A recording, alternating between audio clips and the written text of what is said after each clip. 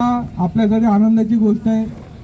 सन्माननीय अजितदादा आता पुन्हा उपमुख्यमंत्री आणि पालकमंत्री झाले। 2 डिसेंबरला आपण मोठा कार्यक्रम घेतलेला आहे पिंपरी चिंचवडला। त्यामध्ये केंद्रीय मंत्री नितीन गडकरी आणि दादांना आपण त्या कार्यक्रमाला बोलवलं। मला वाटतं कल्याणकारी मंडळाचा प्रश्न आपला मार्गी लागला। कल्याणकारी मंडळ आहे, त्याचबरोबर इतरही काही प्रश्न आहेत, त्यांचे प्रश्न सोडण्यासाठी आपण काम करत आहे। आत्ताच कुरेशी साहेबांनी आपल्या विभागाचे आमदार अशोक बापू पवारांना फोन लावून दिला।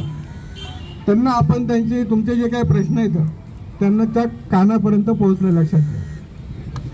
कारण की बीओटी तत्वावरती एसी स्टँड होत असताना रिक्षा चालकांना तिथं प्राधान्याने स्टँड दिलं पाहिजे। पुण्यात तुम्ही बघितलं असेल, पुण्यामध्ये मेट्रो चालते। मेट्रोच्या प्रत्येक ठिकाणी रिक्षाला स्टँड करून घेतला आपण, प्रत्येक ठिकाणी स्टँड करून घेतलं। मेट्रो देऊ शकते तर मग एसटी महामंडळ का देऊ शकत नाही? कारण की रिक्षा पण हा प्रवासी वाहतुकीचा एक भाग आहे।